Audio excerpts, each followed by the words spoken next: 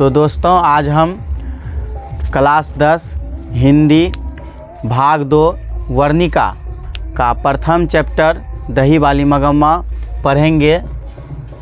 तो इसके बारे में चलिए हम सब जानते हैं। दही वाली मगम्मा, दही वाली मगम्मा कहानी का जो है पहले हम लेखक परिचय करेंगे, उसके बाद उस कहानी को पढ़ेंगे, फिर उसके बाद ऑब्जेक्टिव क्वेश्चन करेंगे, फिर उसके बाद सब्जेक्टिव क्वेश्चन करेंगे। तो चलिए हम पहले लेखक परिचय करते हैं। तो दही वाली मगम्मा कहानी जो है किस भाषा में लिखा गया है? दही वाली मगम्मा कहानी जो है किस भाषा में लिखा गया है? तो यह जो है कन्नड़ भाषा में लिखा गया। किस भाषा में लिखा गया है? कन्नड़ भाषा में। तो दही वाली मगम्मा कहानी का, दही वाली मगम्मा कहानी का लेखक मतलब दही वाली मगम्मा कहानी का लिखने वाला कौन है? लेखक, लिखने वाला कौन है? तो लेखक जो इनका श्रीनिवास जी। दही वाली मगम्मा कहानी को लिखने वाले श्रीनिवास जी। श्रीनिवास जी का पूरा नाम, श्रीनिवास जी का पूरा नाम मास्ती वेंकटेश अयंगार। श्रीनिवास जी का पूरा नाम मास्ती वेंकटेश अयंगार है।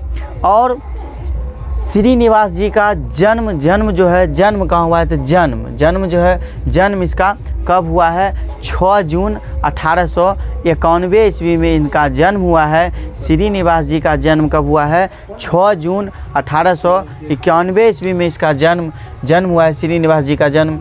और जन्म स्थान जो इनका है कर्नाटक के कोलार जिला में इनका जन्म हुआ था। और इनका जन्म, इनको जो है पुरस्कारित, मतलब इनको जो है, इनके जो कहानी संग्रह जो है, वह कहानी संग्रह जब प्रकाशित हो जाता है तो उसको जो है सम्मानित किया जाता है। तो इसको सम्मानित किया गया था। पुरस्कार जो है, जो पुरस्कार का नाम हम इस प्रकार पढ़ेंगे, साहित्य अकादमी पुरस्कार। साहित्य अकादमी पुरस्कार ने उनकी कहानी संकलन सन्ना केथेगुलु को सन 1968 ईस्वी में पुरस्कृत किया।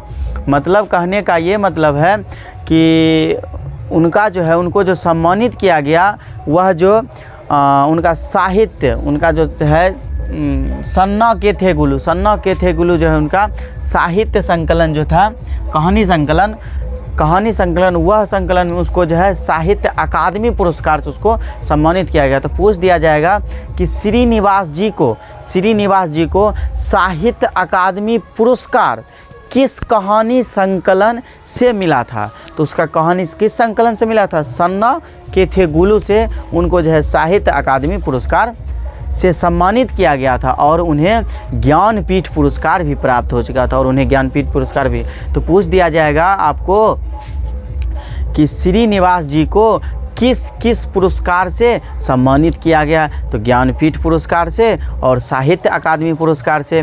श्रीनिवास जी जो दही वाली मगम्मा कहानी किस भाषा में लिखे थे? तो कन्नड़ भाषा में। तो श्रीनिवास जी का पूरा नाम क्या है? मास्ती वेंकटेश अयंगार है। उनके बाद श्रीनिवास जी का जन्म कहाँ हुआ था?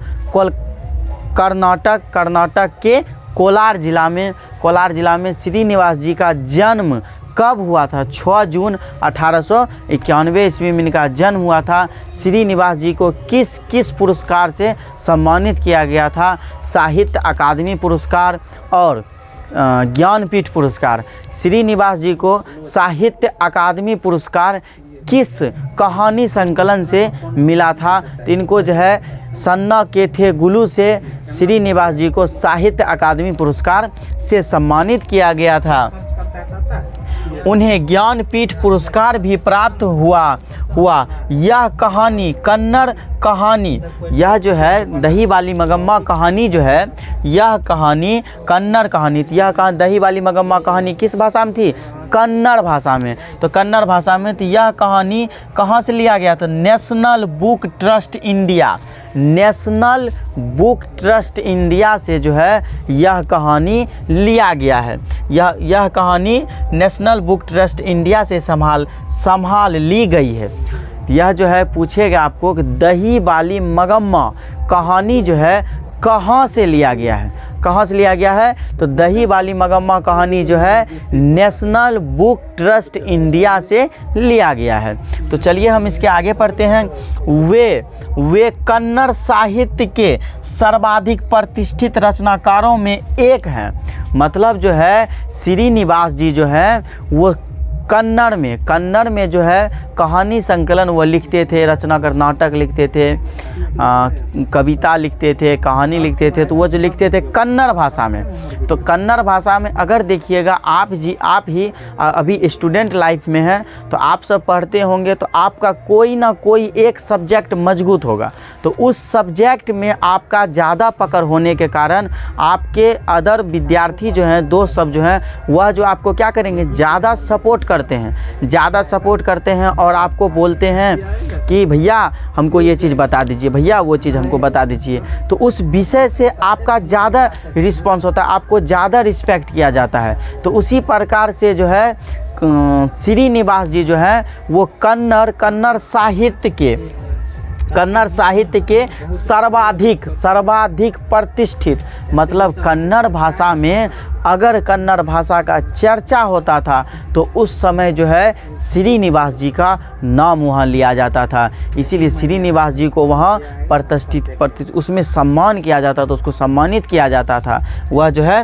फिर उसके बाद ये जो है दही वाली मगम्मा कहानी जो है, ये कहानी जो है कन्नड़ भाषा में लिखा गया है। यह कहानी कन्नड़ भाषा में लिखा गया। अब जो है कन्नड़ भाषा में लिखा गया है तो हम और आप इसको हिंदी भाषा में पढ़ रहे हैं, हम और आप इसको हिंदी भाषा में पढ़ रहे हैं। तो हिंदी भाषा में इसको पढ़ रहे हैं तो हिंदी भाषा में लिखने वाले कोई ना कोई व्यक्ति ज़रूर होंगे।